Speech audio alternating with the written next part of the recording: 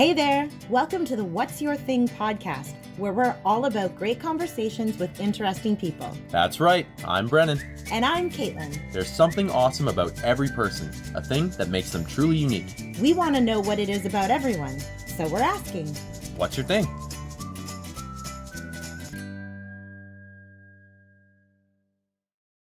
Hello. Hello. Good morning. What's your thing? Number 5. Episode number 5 of the What's Your Thing podcast. We've had many interesting guests. I'm one half your host, Brennan. And I'm Caitlin. Thank you for being here. It's a pleasure to meet you both. We are honored today. We've had some pretty cool podcasts, but we are honored to step into another different direction, and we are going to talk about geopolitical global affairs and nuclear disarmament. And I'm honored to have our guest here today, Senator Douglas Roche. You are here in Ottawa for a convention. A number of meetings on the nuclear disarmament agenda, particularly a round table of specialists that we had a day or two ago that considered the future of nuclear disarmament after the Ukraine war.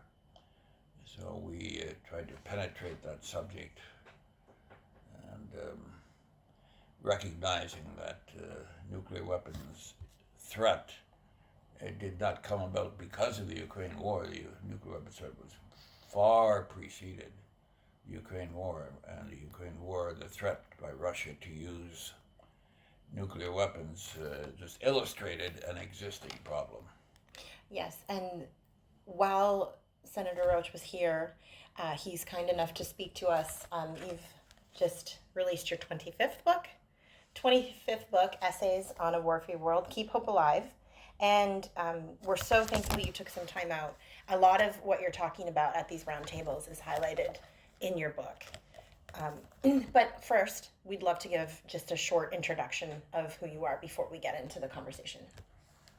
I think it's fair to say you've had a pretty experienced life and a pretty interesting life. Just to name a few of your achievements, former senator, member of parliament, diplomat, Canadian ambassador for disarmament, visiting professor at the University of Alberta, vast award winner and nominations for various topics in the field of global peace and nuclear disarmament, as well as an honorary citizen of Hiroshima, Japan.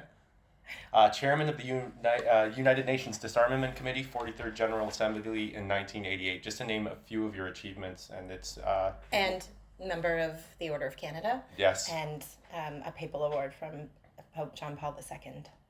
And the Order of St. Gregory. I've had a checkered past. Yes. How do you find the time to write 25 books, considering that you're so busy? I mean, I would remember university having to write 10-page papers and just being exhausted at the end of it. Well, of course, I started out my life as a professional journalist. I worked for several newspapers, and where you learn to write fast and try to be accurate. So, I would not say that writing just comes easily, but I have done it all my life. So I'm used to the demands of a writing schedule.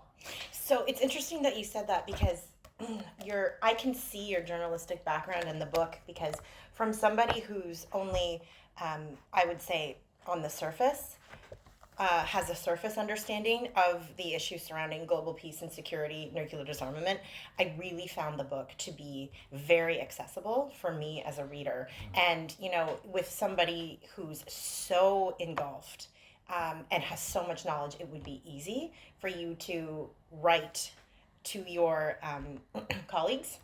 But I feel like this book was really written for people to understand. I would like to thank you for that comment, because that was exactly what I had in mind. I wanted to do for non-specialists a book that would be easy to get into, in and out of, and the essays is a format that allows people to kind of dip into the book and not be overwhelmed by it. And so I hope that it will help some people who have not,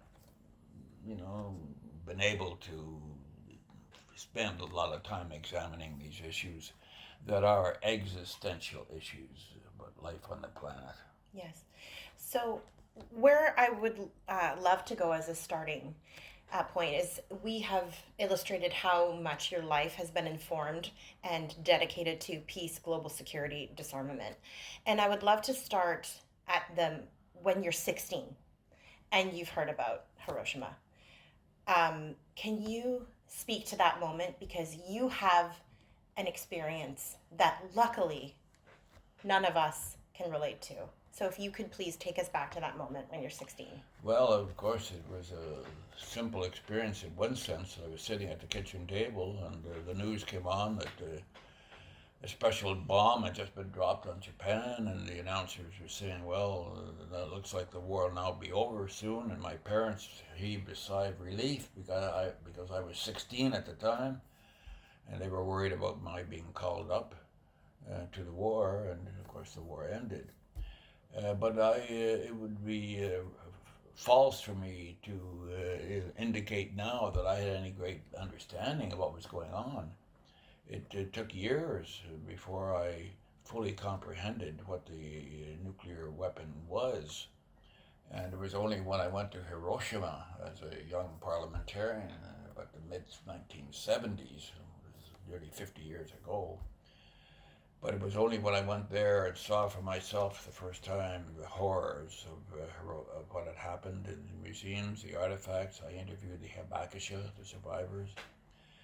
And that had a profound influence on my life. It jolted me that human beings could treat other people the same way, that way. And it was horrible. So it affected my thinking, and I had been working on development issues and up until then, and then I began to think, well, all the money that's going into arms and nuclear weapons would be better for going into development. And so I started to speak out on nuclear disarmament, and maybe I made one speech too many, and they appointed me ambassador for disarmament in 1984, and then my career settled into that area. So with the disarmament, when you were named ambassador, was there a real, coming up to the fall of the Soviet Union and the end of the Cold War, was there a real push more than now around disarmament? Was there more traction being gained, like we have to take this seriously? Or was it kind of the same as it is, where you have the, I guess now 9 powers with the 13,000 weapons saying, oh, it's a nice idea, but forget it? No, the answer to your question is yes. It was taken more seriously then, and the deployment of cruise and Pershing missiles in Europe electrified the public. And in 1982, there was a 1 million-person march in New York City from Dag Hammarskjöld Plaza outside the UN all the way to Central Park in Manhattan. And the fact that there was 1 million people in this march indicated the concern of the public, and there were marches in Europe too. So the awareness of the public and the concern was at a much higher level than now.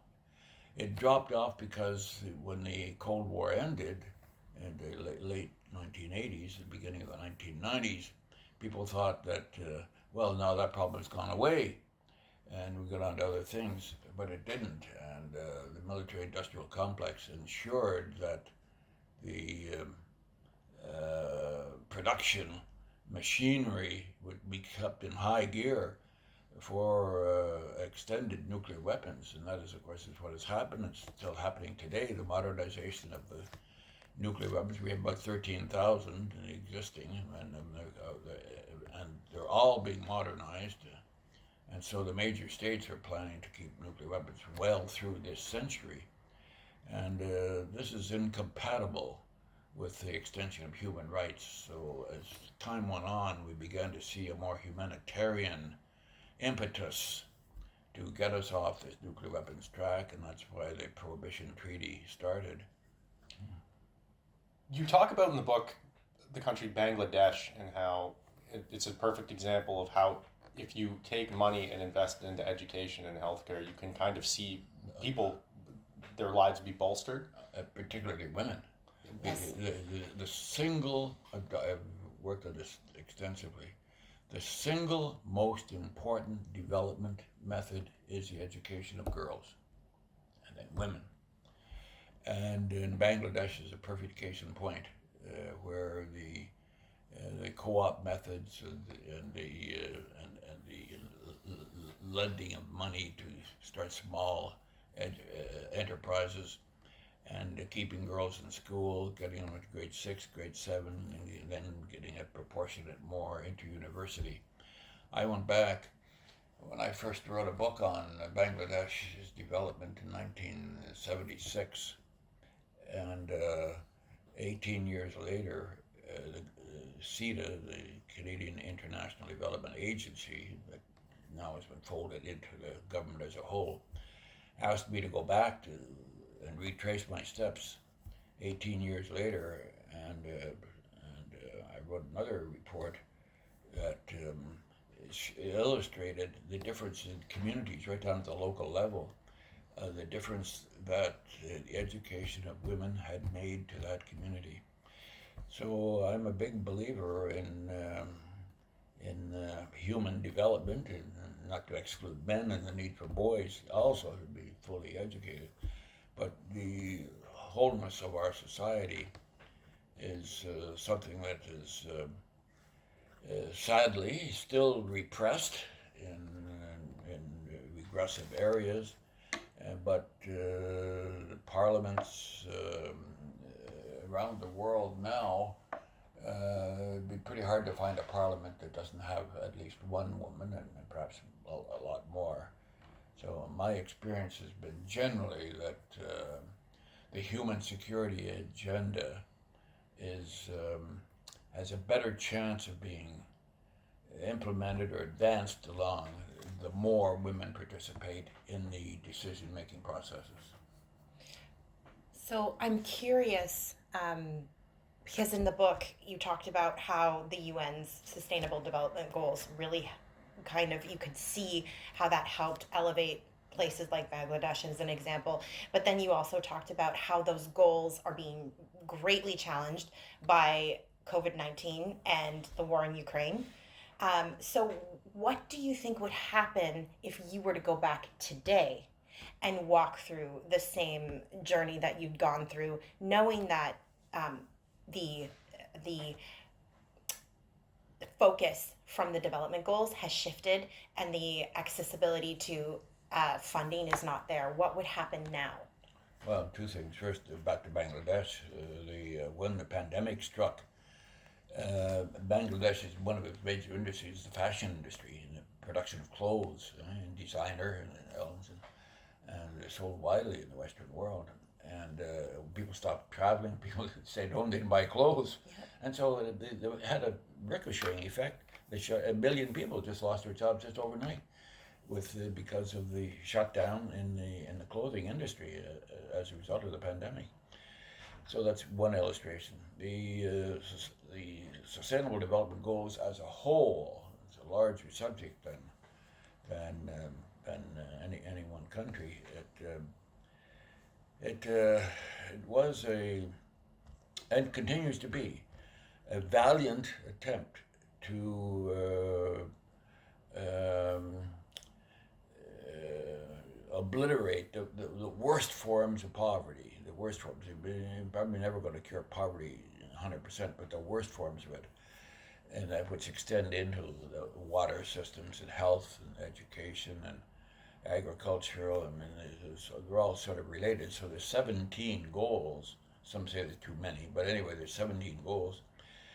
And when they were announced, when they were decided upon and then announced in 2015, there was a spirit of optimism then, because they came on top of the Millennium Development Goals, which started in the year 2000 for a 15-year period. And the demonstrable result of the Millennium Development Goals was the lifting of millions of people out of poverty. And so they said, well, if we can do this, maybe we can get it on a more permanent basis. So they started the Sustainable Development Goals with an agenda for 2030, so going from 2015 to 2030.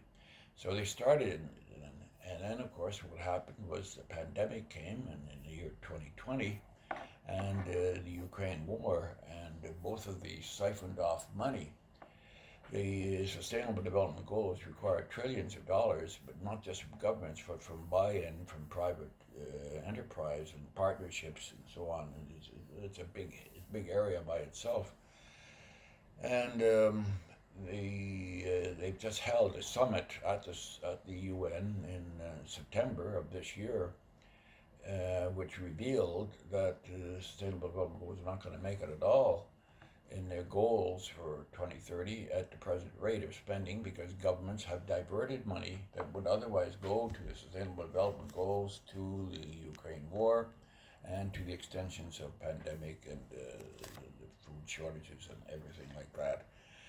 So we've had a setback, and we're living with more than a setback. We've had I would say it's a catastrophe for humanity that we've got a coalescence of the climate crisis, which is forcing millions of people into forced migrations. It's affecting businesses. It's affecting the whole food production. That's compounded by the Ukraine war and the shutting off of food routes. And now the latest, the Israeli-Gaza conflict. So the confluence of real disasters in the world has diverted governments from an onward path to continued development. And now they're spending all their time, political attention, and a lot of their money on putting out fires and cross-sectional things. So we're living now in a very, very difficult moment. People say, well, maybe the world is becoming dysfunctional, and I don't believe the world is dysfunctional. I think that the world is suffering from poor leadership, but that's another question. That's actually kind of where I wanted to go next. One thing I can say, if I can give you a compliment that I really liked about your book, is you do a very good job of talking about controversial topics, but staying apolitical, especially a person who's been a member of parliament.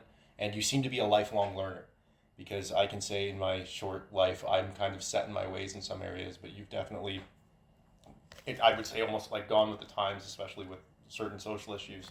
One of the things you talk about that kind of struck me is, why hasn't there been advancement? Why haven't countries just come together and said, let's stop this? We've got all these weapons that can destroy the planet. Let's just put an end to it. And you do talk about treaties that were signed, and then how various governments seem to, in the past, step forward and say, okay, we're going to be a part of this. But even to some people's surprise, conservative and liberal governments alike kind of stepped back from that. Can you speak to some of these treaties and why they haven't worked, and why we're not progressing with just a simple, hey, let's all just put these nuclear arms aside and put all our money into something better to help us?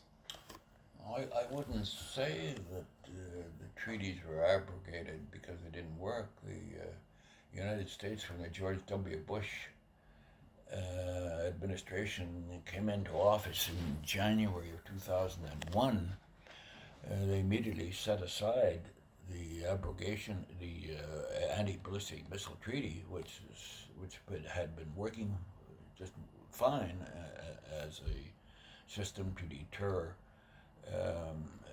offensive weapons. They turned their back on the Comprehensive Test Ban Treaty, which the United States had been the first to sign in 1996. They turned their back and rejected it, and then that rejection flowed through, and then when it came up to the Senate for ratification, it was denied. So the Trump administration pulled out of the Iran agreement, and the Iran agreement had been working to restrain the development of nuclear weapons in Iran. And now this has a ricocheting effect that the Russian Duma, only the last week or so, de-ratified, I never even heard the word before, it de-ratified the Russian signature on the Comprehensive Test Ban Treaty, and because they're reacting against the Western consistent efforts to be dominant.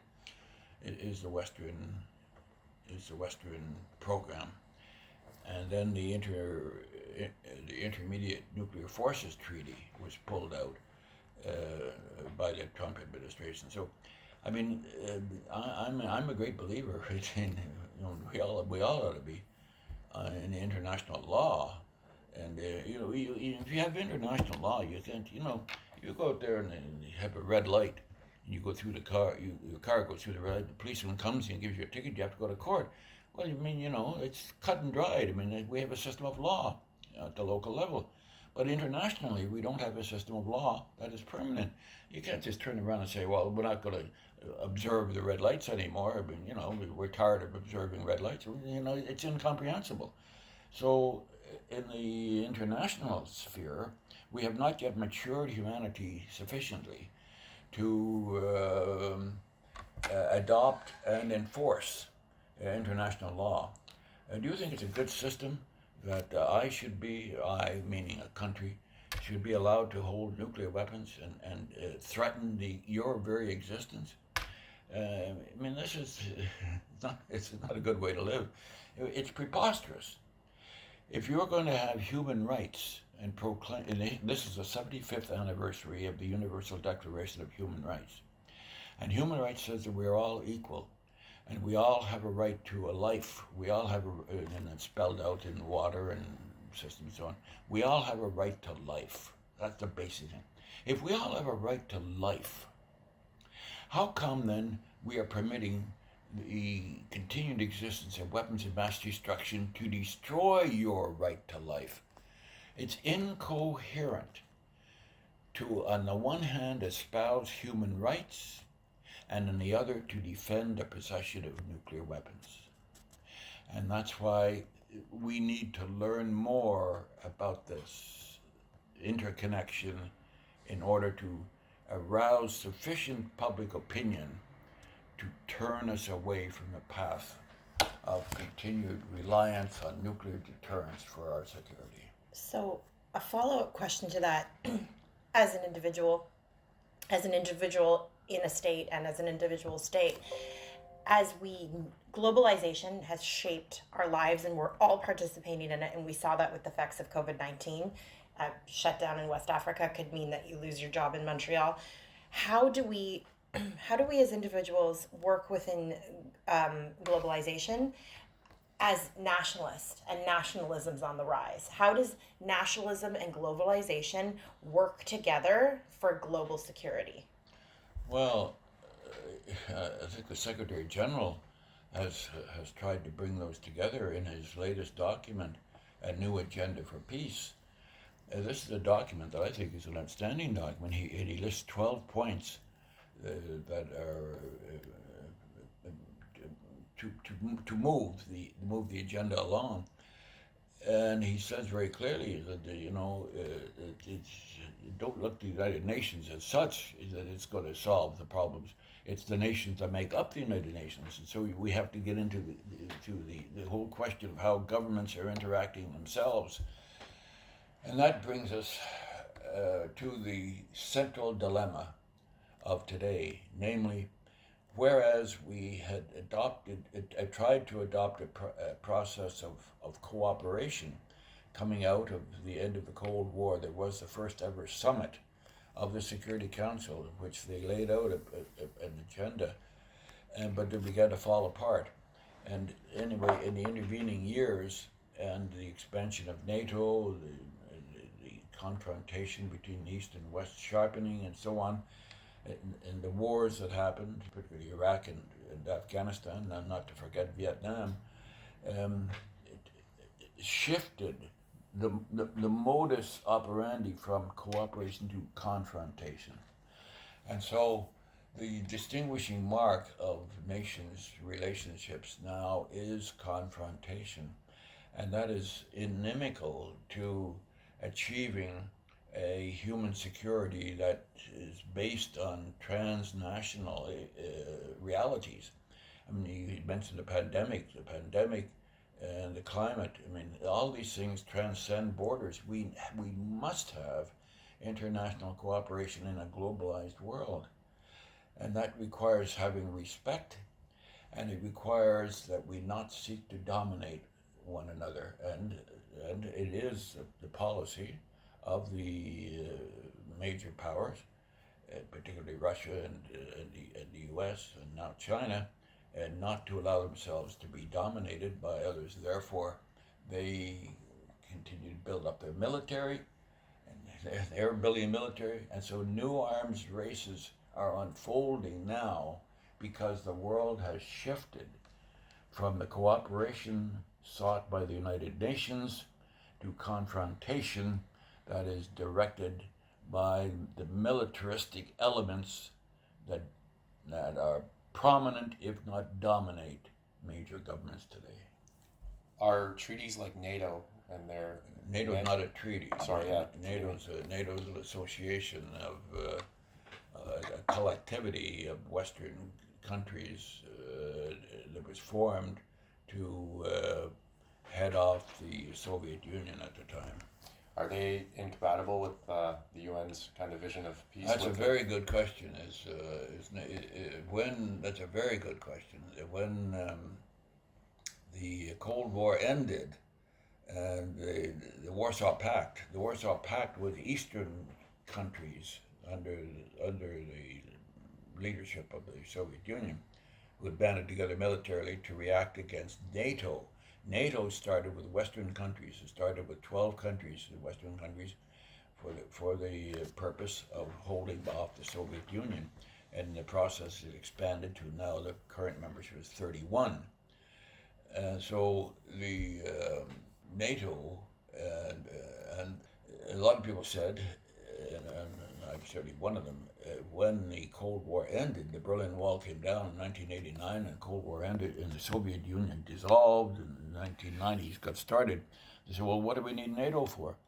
Let's disband NATO also. That idea went nowhere. And the military-industrial complex, the defense contract, there's 5 principles. These are multi-billion-dollar organizations, principally in the U.S., said, no way, we have to have continued military strength and so on.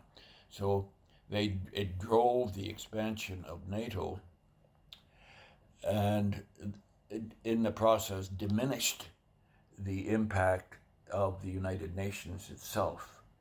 And well, I mean, this is a complex subject, and one must be careful not to present it as if it's sort of cut and dried. I mean, there are many entanglements and all that, but a centerpiece is that the world was characterized after the end of the Cold War by the cooperation that was immediately sought.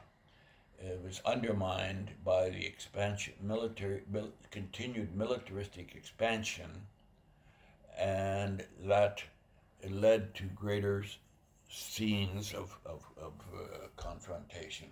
We have not put enough faith in the very body that was established to end war. So where do we go from here with nuclear disarmament? You've talked about how it's taken a shift back from almost a new arms race. You speak in your book about Gandhi's approach to nonviolent protest and how it can achieve peace. But where do we go for new listeners who are kind of unfamiliar? How do we establish that drive for disarmament that existed when you were talking about the protests in the early 80s and prior to the 9/11 reestablishment of the... Well, I'd like to go back to Gandhi, but Gandhi is not even revered in his own country. The present-day Modi Hindu government of India has turned its back on Gandhi. Lamentably so. And but where do we go? Look, I mean, I spend my hours thinking about this very question. And I mean, I don't claim any special kind of knowledge or some sort of revelation. I don't present myself that way. I go back to the Charter of the United Nations. It is the one thing that brought us all together. And the Charter of the United Nations says we, the peoples, having been known the scourge of war in World War II, resolve not to do this again by doing these following things, namely establishing economic and social systems and ensuring that no country can invade another country, and that would spend that the least amount of money will be diverted from human needs to military activities. I mean, the United Nations Charter is filled with all these things. So for me, it's a base. I mean, I have to have a rock. Like it's funny because Roche is a rock. So I look upon my family name as rock. So I got to stand on something. Or otherwise I'm going to be blown away. Yeah? So I stand on the Charter of the United Nations, and I stick up for the United Nations. I've written several books on the United Nations. I wrote a book called The United Nations in the 21st Century, and it goes into a lot of detail on these things. So, look, as I speak to you, I feel like a little red light going off in my head, saying, I should be careful not to, in this little talk we're having, I must be careful not to present myself as some sort of oracle. As if I've got all the answers, and if you only did what I say, hey, you'd all be better off. I don't have that kind of a complex. I'm not smart enough to be, but I'm smart enough to understand that humanity has to work together if we're going to survive. I mean, what more evidence do we need? The climate is all around us. The forest fires, the floods, I mean, the migrations of peoples, millions upon millions of people. We've never had it before. It's undermining the whole basic structures of life, and the expansion of weapons of mass destruction, nuclear weapons particularly, and these are existential conditions that demand resolution. But that's why we have governments, why we have politicians, why we have political leaders. The political leaders today are letting us down. I have put that to you very gently, because it's a disaster. The lack of political leaders who have a combination of intellect, a lot of them have intellect, I give them that, with vision and courage to step up. And, Nelson Mandela stuck up, Desmond Tutu stuck up, and we've had Kofi Annan and Dag Hammarskjöld stuck up. And it's not that we had been bereft of leaders in the past as if they never existed. We have existed, but we need champions today in the political arena. I think that you highlighted that very well, using Canada as an example and the juxtaposition with Trudeau Sr. and Trudeau Jr. and showing, for an example, Canada's participation in nuclear disarmament and the challenges and the changes that have happened in the 40 years between both governments. And I think you've done a really great job today here speaking to us and in the book of highlighting what complex and multifaceted issues there are, multi-layered issues there are for global peace and security. My question would be, as individuals who are looking at these, very intimidated by these complexities, how does an individual participate in global peace and security? Well, join the local UNA, United Nations Association of Canada, has branches all over Canada. Project Plowshares, it's devoted to disarmament and development issues, has offshoots. It's centered in Waterloo, but it has offshoots across Canada. Every person is represented by a member of Parliament, and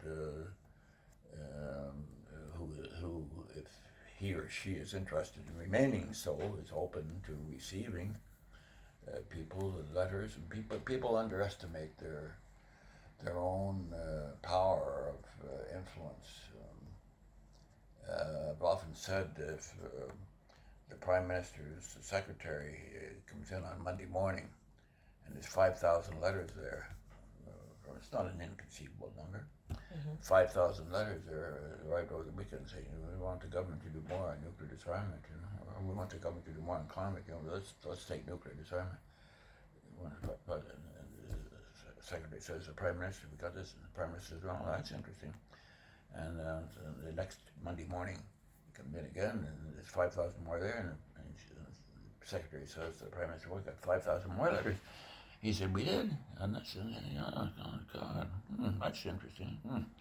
So another week goes by, same thing, next Monday morning, 5,000 more, 10,000. Prime Minister says, I can't believe this, now I got to do something. You see, it's a manifestation of public support. And is it that hard to write a letter to, I mean, people say, well, I don't know what to say. Well, to say, stop building, we don't build them, but stop supporting nuclear weapons. I mean, simple messages. People underestimate. I was a member of Parliament. When I was in the Senate, I wasn't elected, but I still paid attention. But when I was a member of Parliament, I was 4 terms. And when I got letters from people, I read them because I knew that each letter represented about 10 more people who didn't actually write. Right. So that they have value. But so people underestimate themselves. And I'm not a perfect guy, In my earlier days, people say, well, what can I do? What can I do? What can I do? So one of my books, Justice.Charity, I had a chapter, 45 things you can do. I just do practical things. The book goes out. A year later, on another circuit, people say, well, what can I do? Didn't you read my book? I got it off my book. I think that's generational. I'm definitely one of those people that sometimes could really benefit. That's why I have a strong wife who's really good at being like, what can I do? This is what you can do. It's kind of nice when it's spelled out for you. It's nice to know that, it's the traditional ways of just work with your member of parliament, just get the word out there, advocate. And it's kind of like that old saying, the squeaky wheel gets the grease, right? People don't have confidence in themselves, Also, people don't want to talk about this. A lot of people don't want to talk about nuclear weapons today, or the climate migrations. I mean, it's unpleasant and it's worrisome, and then they say, well, that's government. I'm pretty busy. I'm running this thing. I've got this in my life, years ago, the Club of Rome, it's a think tank, had a big chart about people's interests, and Time had today, this week, next month, next year, 25 years. It went that way. Then my family, my business, my community, the world today, and what the world will be like 25 years from now. And they had it all charted and all that. So it was very clear that most people's interests are their business and their family right now, this week. That's where most people's are. And the least amount of dots is in the graph that shows my interest in the world 25 years from now. But it's a failure to exercise influence on the world 25 years now that it's going to be able to short-range policies. I think you just summed up the current polling numbers in Canada. Exactly that. People are very much in the now and concerned about their financial. And I don't wish to be, oblivious to people's real hurting needs. I mean, I understand that. But yeah, I think for someone like myself, hopefully I've got a few years left in me.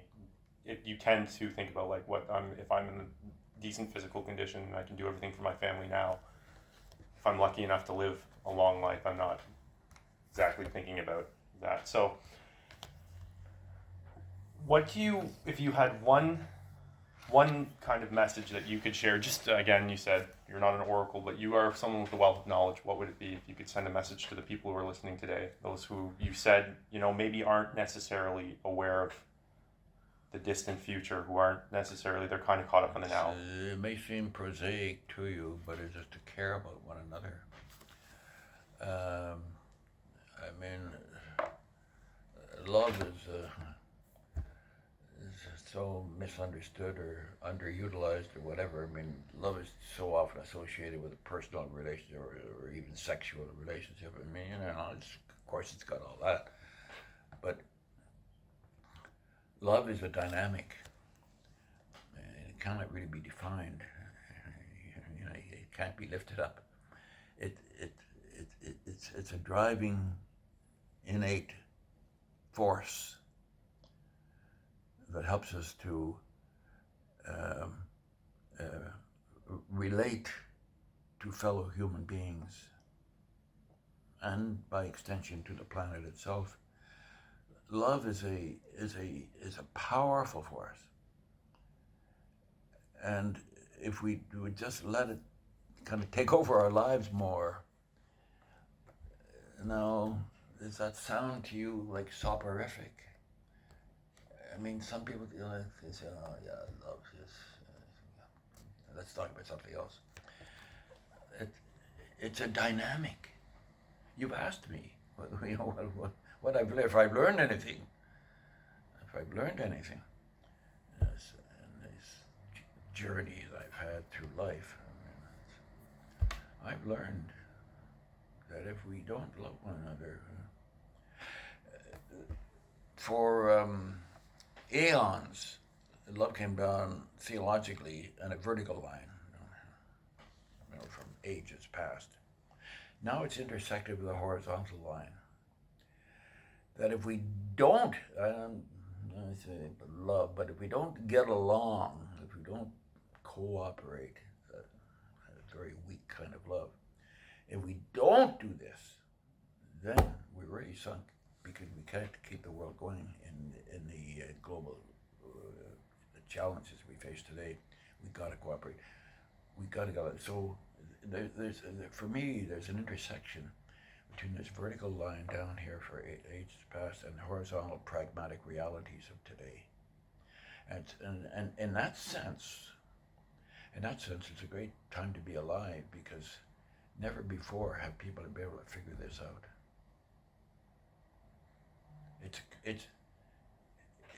It's a moment that we should utilize for developing the creation of the world. Which I think perfectly sums up the thesis of your book, Keep Hope Alive. The last question we would like to ask you, if you'd like to participate, is there anything you've dedicated your life's work to, public service and advocacy for nuclear disarmament, among other things? Is there anything interesting about yourself that maybe people don't know that you'd like to share? Any You ever hear of Turner Classic Movies? Oh yeah. Yes. Oh yeah. Yes. That's Yeah. Turner Classic Movies take me out of myself. Any favorites? Anything that Casablanca. Right. I know someone very special in my life who could agree with you on that. Very fantastic movie. The Bandbox, Fred Astaire and Ginger Rogers. Yep. Music, Dancing in the Dark. You can't beat it. Turner Classic Movies are a staple in our childhood growing up with our grandparents. And American in Paris. Yep. I remember Mama. Oh, God, they're so good, those movies. I have them recorded, and then every so often something happens and I lose the recording, but I record them again. Mm-hmm. Because sometimes I can't take it anymore, and I need to go to a movie. Mm. I understand. And before we leave you, Senator, could you please let our listeners know where they can find your books? Yes, at Amazon, Kobo, and Apple. Amazon, Kobo, Apple. We can link that in the description. Yes. Absolutely. And to Caitlin's point, the book is, especially for someone who's looking for, you're kind of unsure of what's going on, it's a really fast way to kind of understand the geopolitical. It's an awesome book because you can get through it. You don't have to dedicate an abundance of time, like weeks, and you're just going to be in the know. Also, there's other topics that we didn't address today that are really interesting about, just our life through virtual meetings through Teams, and then the advancement of AI. So definitely check out the book. It's a really, really great read. Thank you so much for taking time. We know when you came to Ottawa, you were very busy, and we really appreciate the time that you've given us today. Thank you. It's glad to meet you both. Yeah, thank you, sir. Senator Roche, What's Your Thing podcast, episode number 5. Thank you so much. Thank you.